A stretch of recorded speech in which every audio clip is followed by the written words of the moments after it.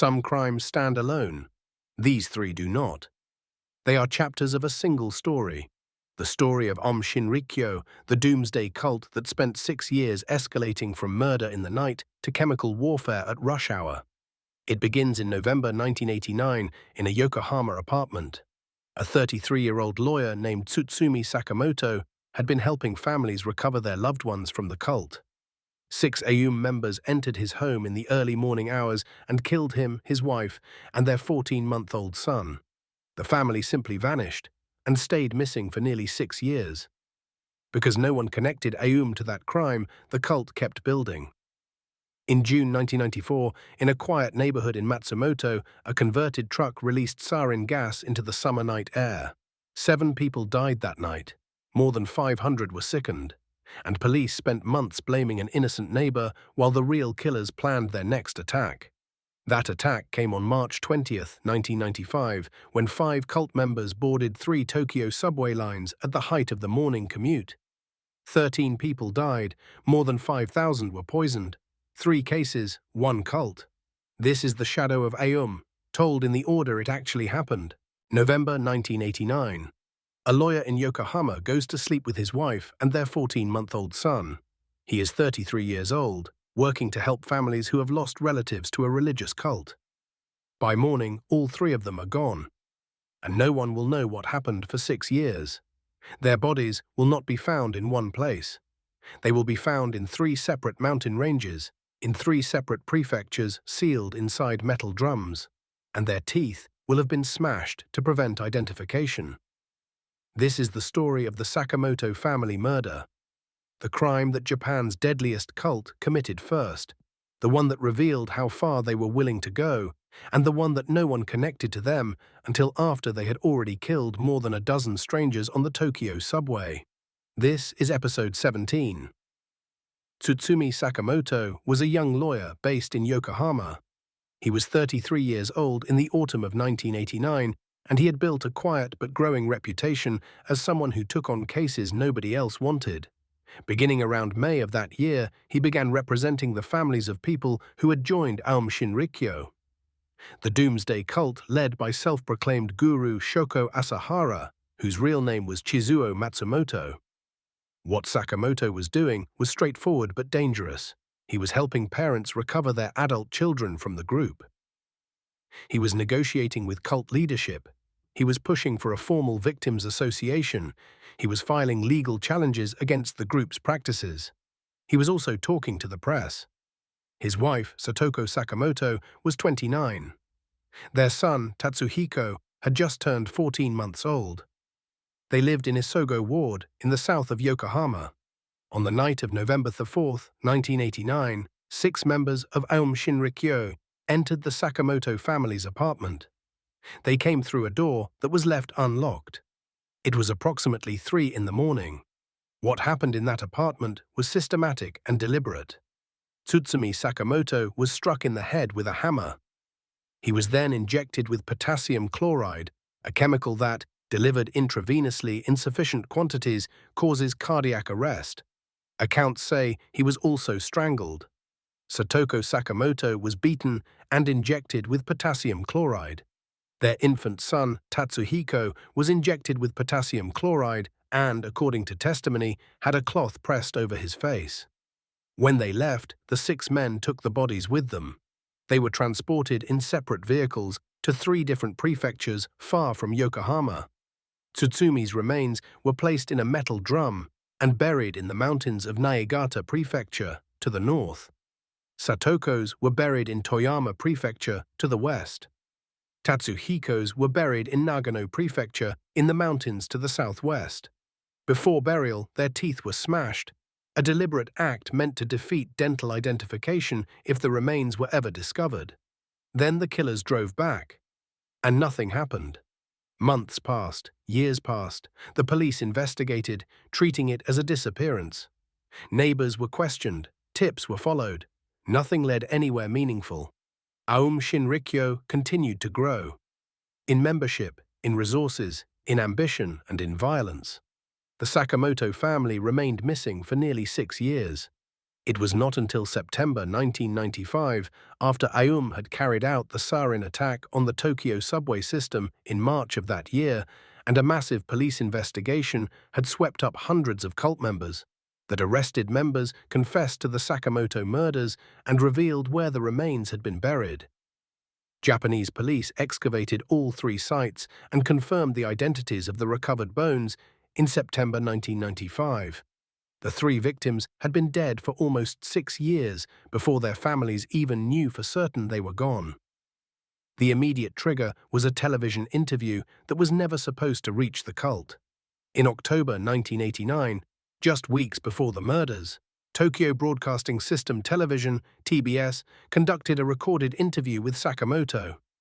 He spoke on camera about Aum's coercive practices, about the families he was representing, about his legal strategy. It was intended for broadcast. TBS never aired the interview.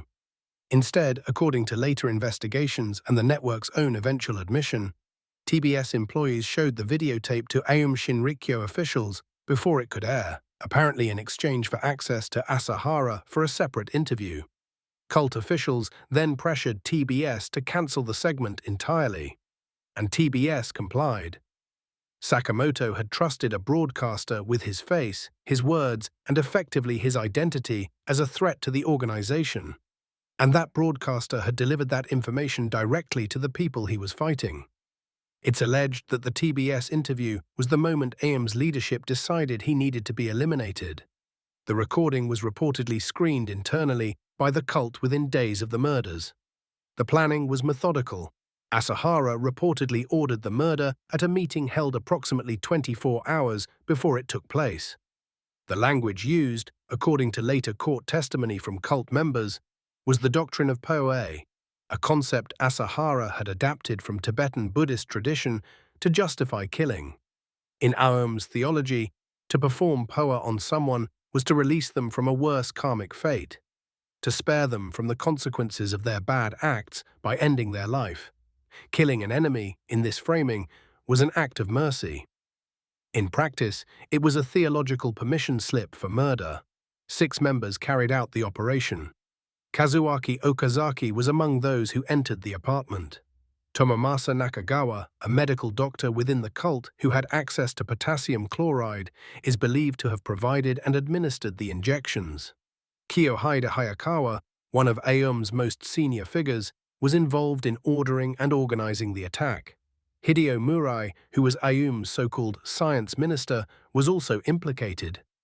Satoru Hashimoto was another participant. The decision to scatter the bodies across 3 different mountain ranges was deliberate.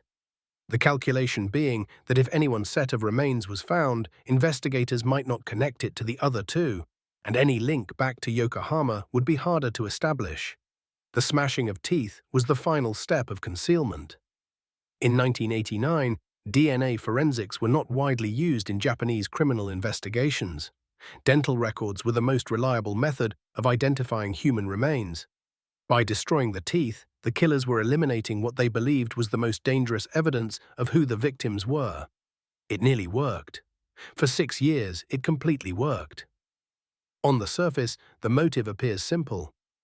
Sakamoto was causing problems for Aum Shinrikyo, and Aum eliminated the problem.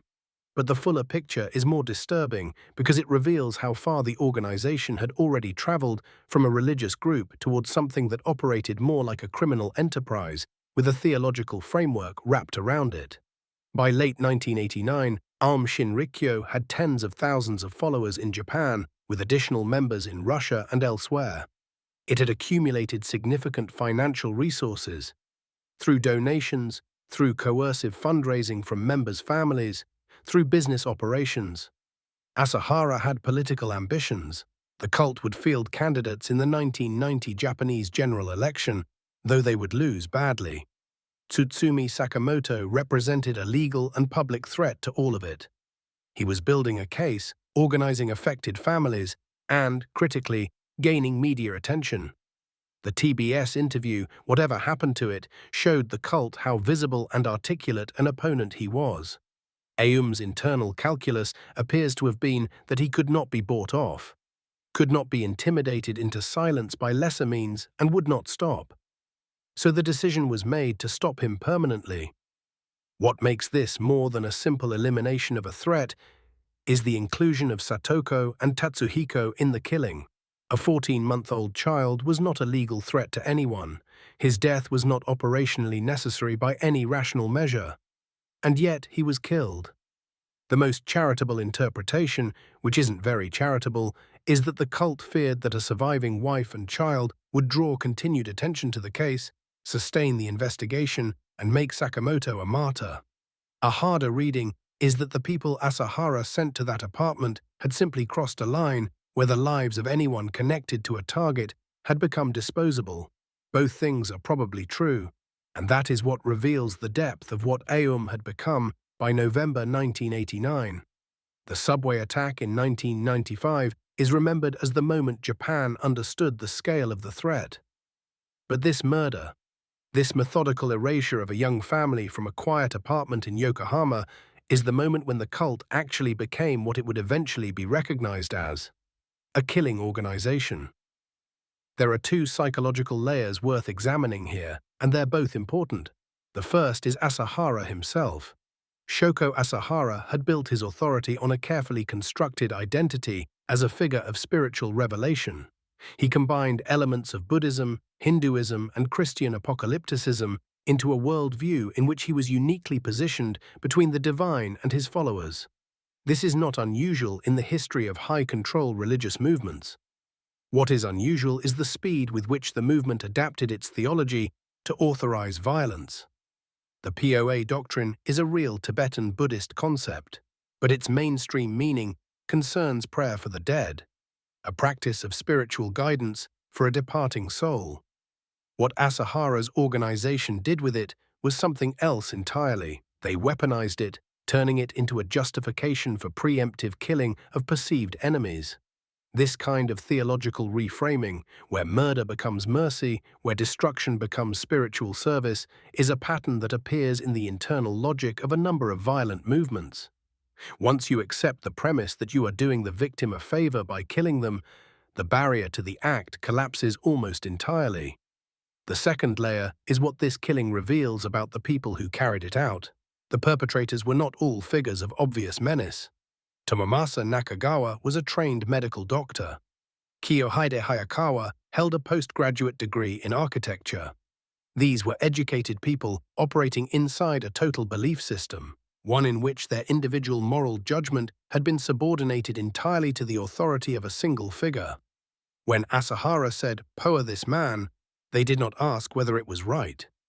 They asked how. This is what cult researchers describe as thought-stopping, the replacement of individual ethical reasoning with reflexive obedience to doctrine and leader. By 1989, the people around Asahara had been so thoroughly conditioned by his authority that killing a 33-year-old lawyer, his 29-year-old wife, and their 14-month-old son in the middle of the night was something they could do and then drive away from. That is not a psychological state anyone arrives at quickly. It is the product of sustained, systematic dismantling of the individual self. This is interpretive. It is not a clinical diagnosis of anyone involved. But it is the shape of how a group of people who were once ordinary came to do what they did in that apartment in Yokohama. After the bodies were identified in September 1995, the legal process was long and difficult. Hideo Murai, one of the perpetrators, was never tried.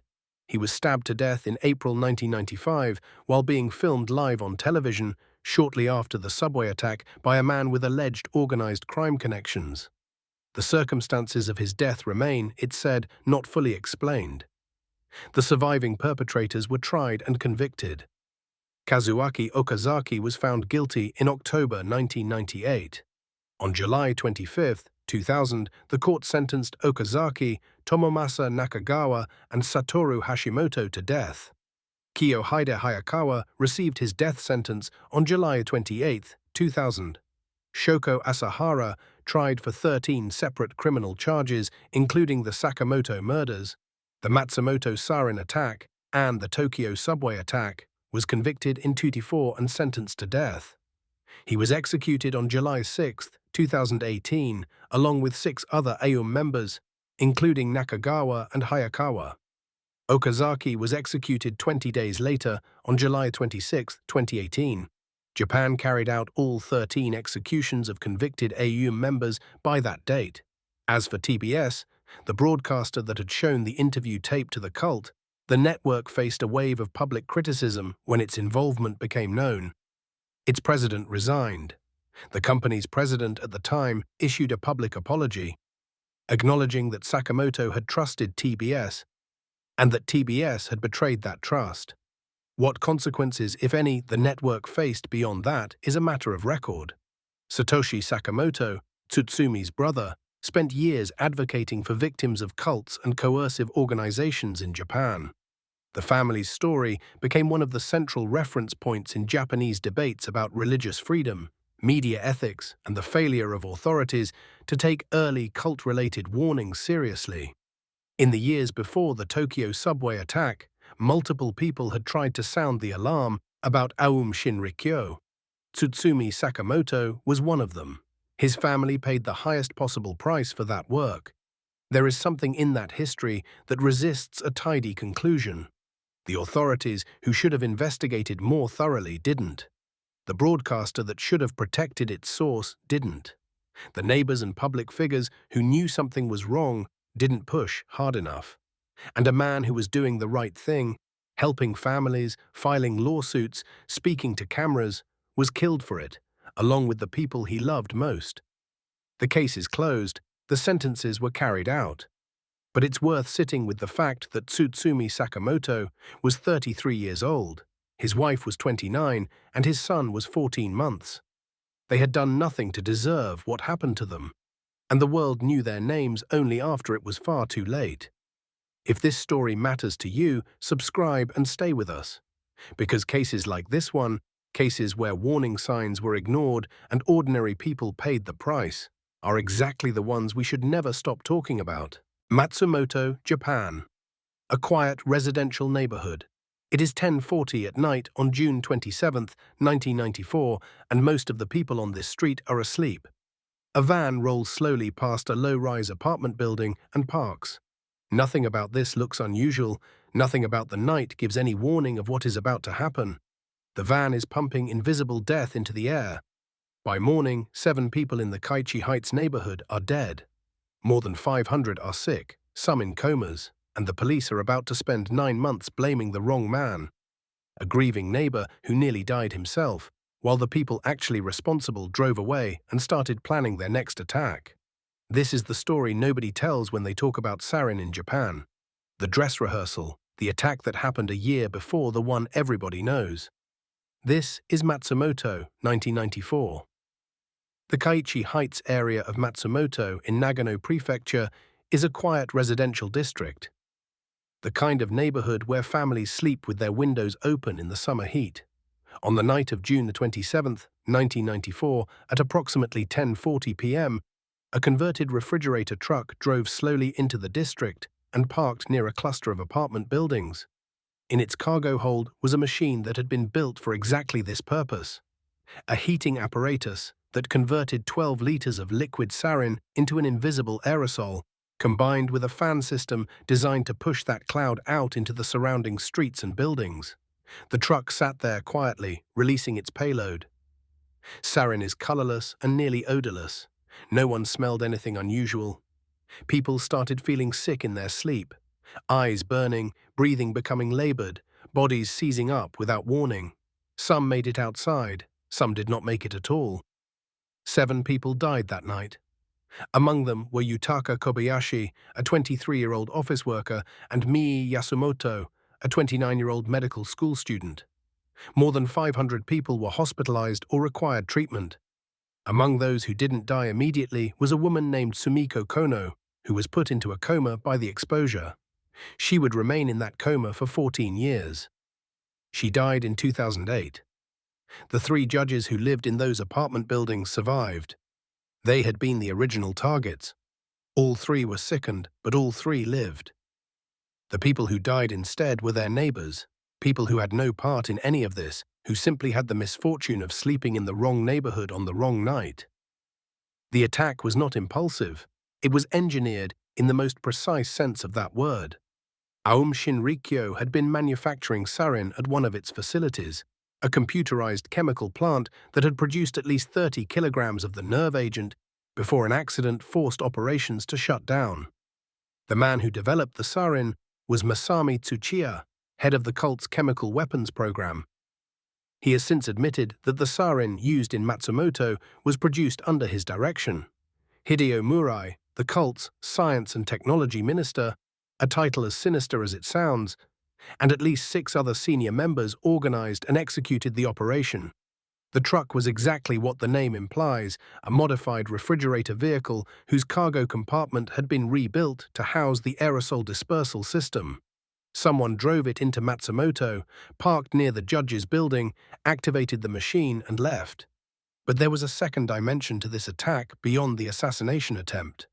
By Tsuchiya's own later admission, Matsumoto was also a test. Aum wanted data. How effectively would sarin aerosols spread in an open outdoor environment? How many people would be affected? What concentrations were lethal? The residents of Kaichi Heights were, in the coldest possible terms, the experimental subjects. The deaths weren't an unfortunate byproduct. The information gained from those deaths was part of the purpose. The anonymous tip that police received afterward made this calculation explicit. Whoever wrote it said, Matsumoto was definitely an experiment of sorts. The result of this experiment in an open space, 7 dead, over 200 injured. If sarin is released in an enclosed space, say a crowded subway, it is easy to imagine a massive catastrophe. That document existed. Police had it, and for 9 months it sat unacted upon. To understand why Aum targeted Matsumoto, you have to understand what the cult was facing there. Legally, at that exact moment, Aum Shinrikyo had been acquiring land in Matsumoto, and local landowners had accused the cult of defrauding them in a series of property deals. A civil court case had been running for months, and the trial phase had concluded in May 1994.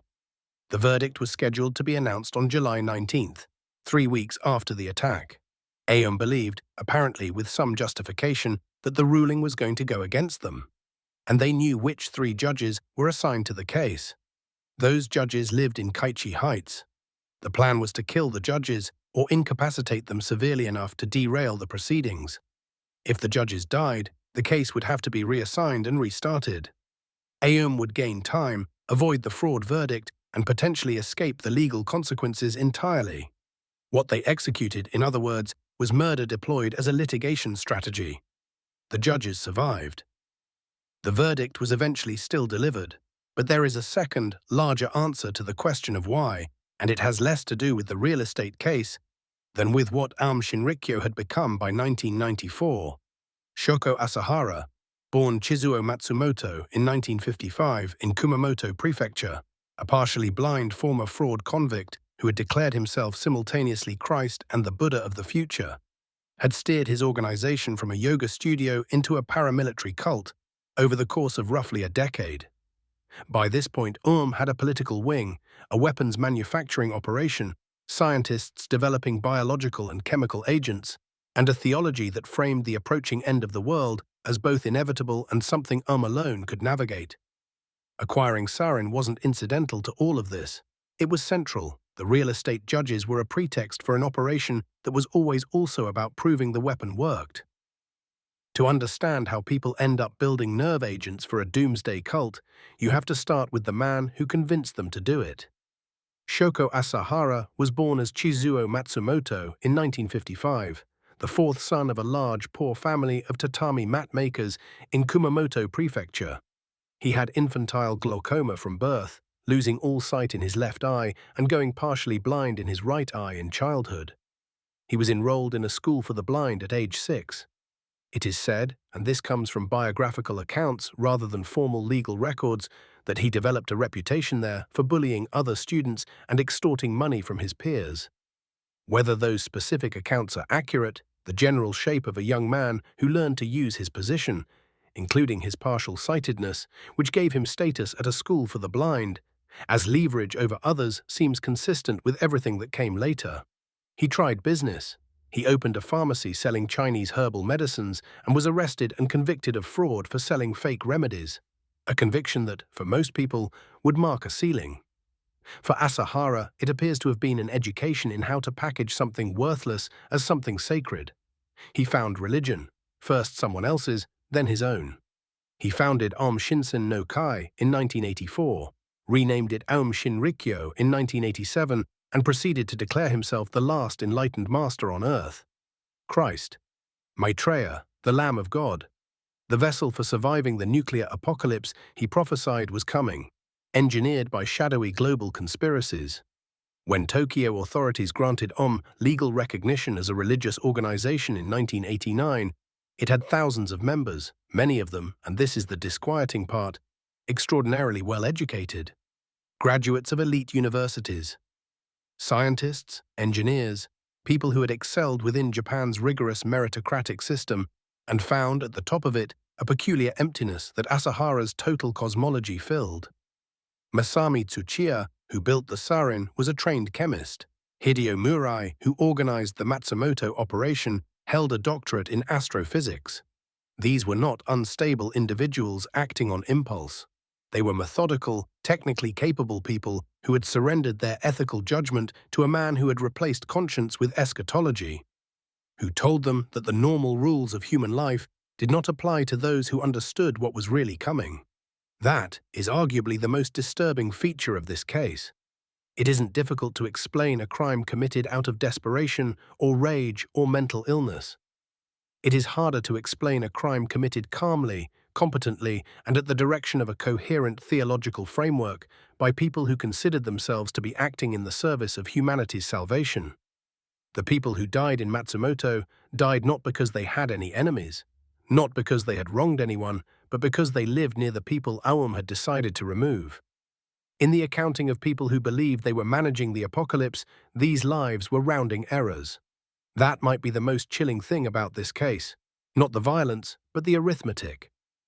After the Tokyo subway attack 9 months later, in March 1995, Aum Shinrikyo was finally officially connected to Matsumoto as well. Shoko Asahara was arrested in May 1995, convicted of his central role in multiple murders, and sentenced to death in 2004.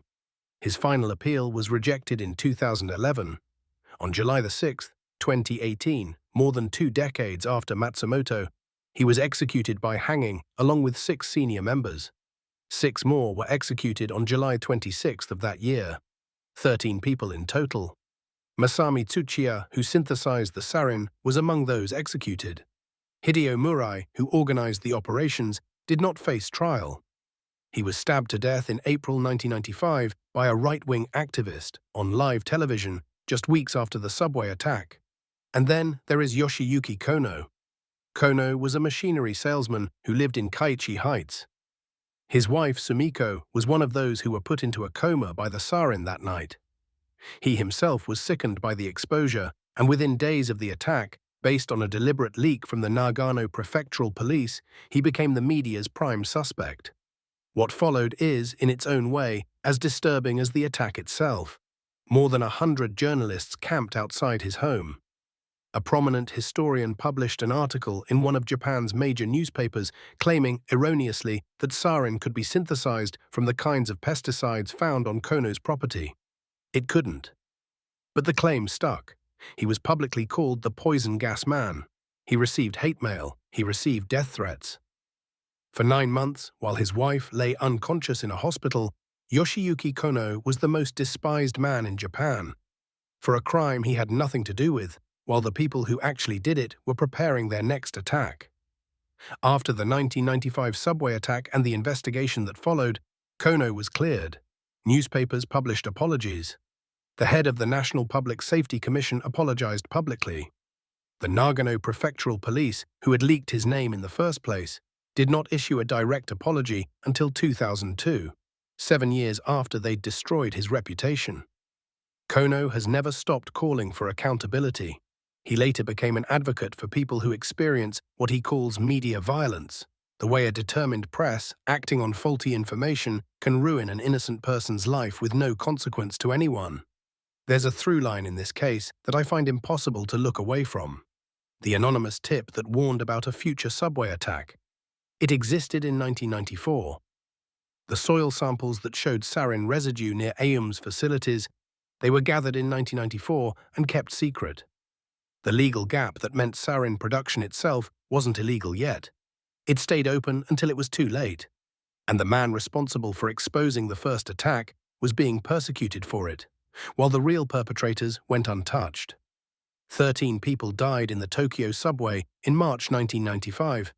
Thousands were injured, and there was a paper sitting somewhere in a police filing system that had told someone exactly what was coming. Some warnings we only recognize after the second catastrophe. If this case has stayed with you, subscribe and stick around. Understanding the system failures behind these events, not just the crimes themselves, is how any of this becomes useful. It's 8 o'clock in the morning in Tokyo. The trains are packed the way Tokyo trains always are during rush hour, shoulder to shoulder, silent, nobody making eye contact. Office workers, students, government clerks, station attendants just doing their jobs. And then, on 5 separate trains rolling toward the center of the city, people start collapsing. Their vision goes dark. They can't breathe. Some fall to the floor, convulsing. Others stumble onto platforms and lie there, unable to move, not understanding what is happening to them. By the time anyone figures out it's a nerve agent, more than 5,000 people have been poisoned. 13 will die, and the men responsible are already in getaway cars, speeding away from stations where subway workers are trying to pick up leaking bags of liquid with their bare hands, not knowing what those bags contain. This is the story of the Tokyo subway sarin attack. March 20th, 1995, the day a doomsday cult brought chemical warfare to the morning commute. The attack was coordinated, precise, and almost invisible until it was already over. In the early morning of March 20th, 5 members of the religious cult, Aum Shinrikyo, boarded trains on 3 different Tokyo metro lines: the Heibiya line, the Chiyoda line, and the Marunouchi line. These 3 lines were deliberately chosen because all of them passed through Kasumigaseki, the station directly beneath Japan's police headquarters and surrounded by major government offices. It was symbolic and tactical in equal measure. Each attacker carried plastic bags filled with liquid sarin, wrapped in sheets of newspaper to keep them from drawing attention. The bags had been prepared in advance. The sarin was sealed inside, and each bag's outer layer could be pierced easily. The weapon was the tip of an umbrella, sharpened beforehand, which the attacker would use to puncture the bag just before leaving the train. The timing was synchronized. The selected trains were all scheduled to arrive at Kasumigaseki within a window of just a few minutes between 8 o'clock and 8:10 in the morning. At peak rush hour, the attackers placed the bags on the train car floors, pierced them with their umbrellas, and stepped off at their stops. Then they walked to waiting getaway cars driven by other cult members and disappeared into the city. The sarin, a nerve agent developed originally as a pesticide, later weaponized by Nazi Germany, classified as a weapon of mass destruction, began to evaporate and spread through the cars. Passengers started feeling their eyes contract, then nausea, then loss of muscle control. People collapsed where they stood. Some began convulsing, some lost consciousness. On one platform at Tsukiji Station, more than 30 people were found collapsed. At other stations, passengers were stumbling off trains, vomiting, unable to stand, coughing uncontrollably. Here's the detail that still haunts emergency workers who were there. The station attendants at Kasumigaseki, seeing the leaking bags on the train, tried to remove them with their hands. Nobody had told them to use protective gear. Nobody knew yet what was in those bags. 2 of those station employees, Kazumasa Takahashi, 50 years old, the deputy head of Kasumigaseki Station, and Tsuneo Hishinuma, 51, the deputy head of the Yoyogi train district, died from their exposure. They were trying to protect the passengers. In total, 13 people died. About 5,500 people were injured severely enough to seek medical treatment. Hospitals across the city, 278 of them, saw patients that morning, many arriving not by ambulance but on foot, by taxi, by whatever they could find. The ambulance system was overwhelmed. Eerily, about 10% of ambulance staff and nearly a quarter of hospital staff who treated those first patients were also affected. sarin had transferred from the victims themselves. The logistics of this attack didn't come out of nowhere. By March 1995, Aum Shinrikyo had been operating as a chemical weapons program for years. The cult had access to laboratories, chemists, and significant funding, and they had already rehearsed on a larger scale. In June 1994, 9 months before the subway attack, Aum had released sarin from a refrigerated truck in Matsumoto, a city north of Tokyo. 8 people died, hundreds were injured. At the time, police investigation focused initially on a local man who had nothing to do with the attack. The real perpetrators were never charged for Matsumoto before March 20, 1995. In effect, the 1994 attack was a field test, and it worked.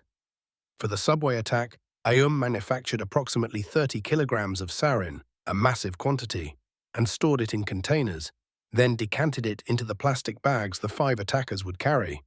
The planning involved not just the 5 attackers themselves, but a network of support.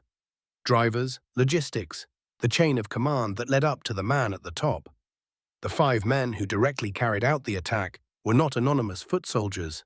They were educated, credentialed members of the cult's inner circle.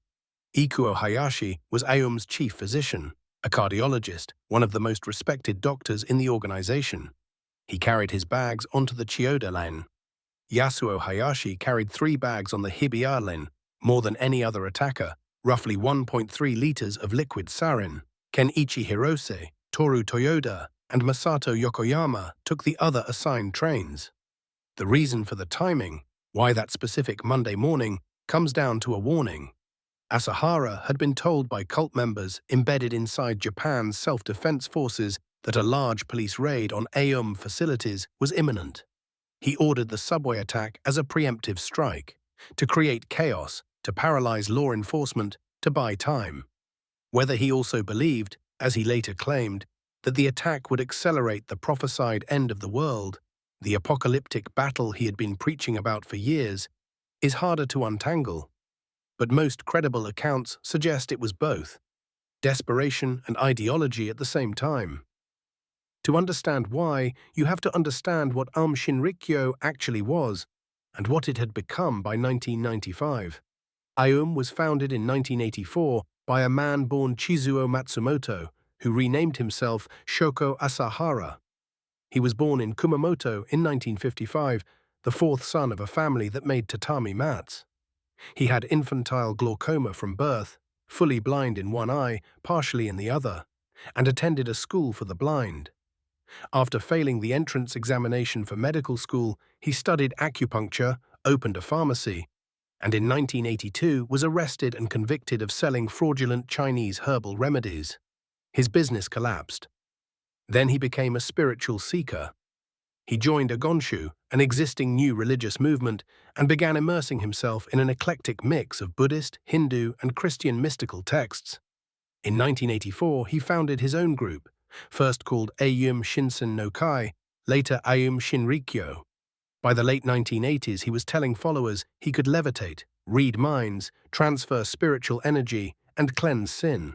He called himself the Christ, the Buddha of the age, the savior destined to lead humanity through the coming apocalypse. And people believed him. That's the part that's genuinely difficult to explain unless you know the context. Japan in the late 1980s and early 1990s was a society under enormous pressure. The economic bubble that had defined the previous decade was bursting. There was widespread anxiety about meaning, direction, and identity, especially among young educated people who had worked incredibly hard to enter elite universities and companies, only to find that the promised life felt empty. Aum offered something radical, a complete alternate reality with a clear cosmic purpose, a community of believers, and a charismatic leader who claimed to have the answers to existence itself. By 1995, Aum had around 10,000 members in Japan and as many as 30,000 in Russia. Its followers included doctors, lawyers, scientists, engineers, people who should have been, by any conventional measure, the most skeptical people in the room. What the research on cult psychology suggests is that high intelligence and education don't protect against this kind of radicalization. If anything, they can help a person build more elaborate internal justifications for believing. Over the years, the group had drifted far from any recognizable spirituality.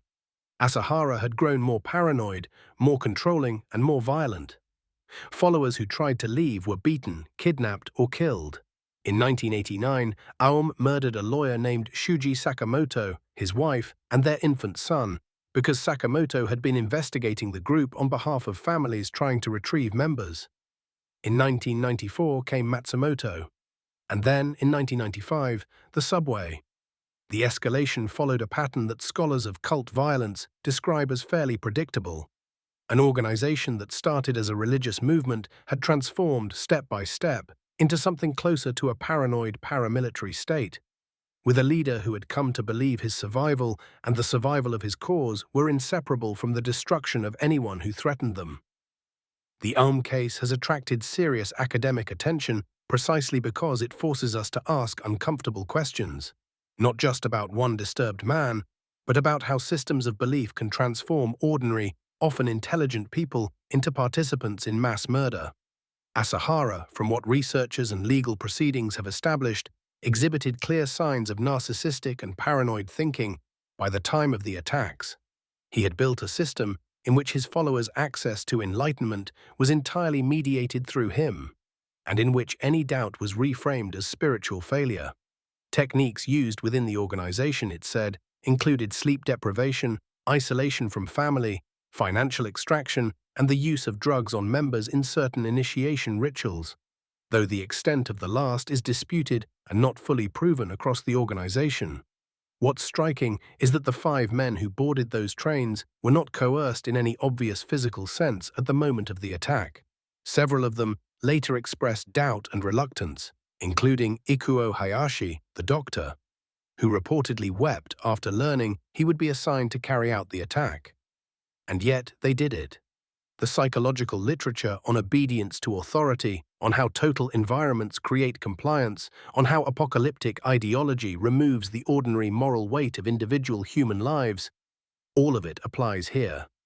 If the world is ending, and if ordinary people are already spiritually doomed, and if your leader speaks with the voice of God, the arithmetic of harm can become, within that worldview, almost logical.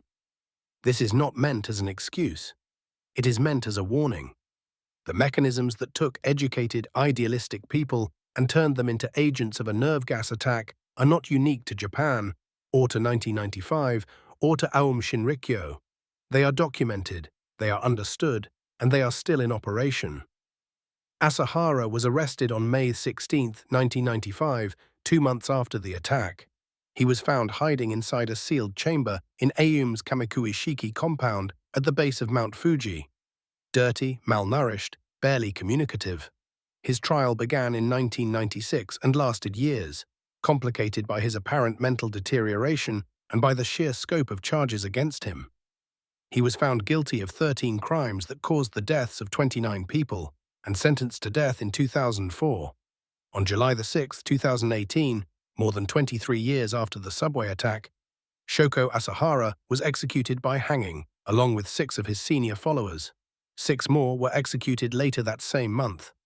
13 people in total were put to death in connection with Aum's crimes. The survivors have carried the weight of that mourning for decades. Studies conducted years after the attack found that many continued to suffer from eye problems, chronic fatigue, and persistent post-traumatic stress. For those people, the story doesn't end with an execution. It doesn't end at all. Japan changed after this. The country that had long prided itself on public safety, on the idea that something this nightmarish couldn't happen here, had to reckon with the fact that it had. The attack rewrote how Japan thinks about religious cults, about weapons of mass destruction, and about what it means to be secure in a public space. It influenced counter-terrorism protocols around the world. But what I keep coming back to is the station workers. 2 men who showed up to their ordinary jobs on an ordinary Tuesday morning, who saw a leaking bag on a train car floor and made the human decision to pick it up and try to remove it. They didn't know what was in it. They were trying to help. Their names were Kazumasa Takahashi and Tsuneo Hishinuma. They deserve to be remembered. If this story made you think, subscribe and stay with us, because understanding how atrocities like this happen is the only way we have any chance of preventing the next one.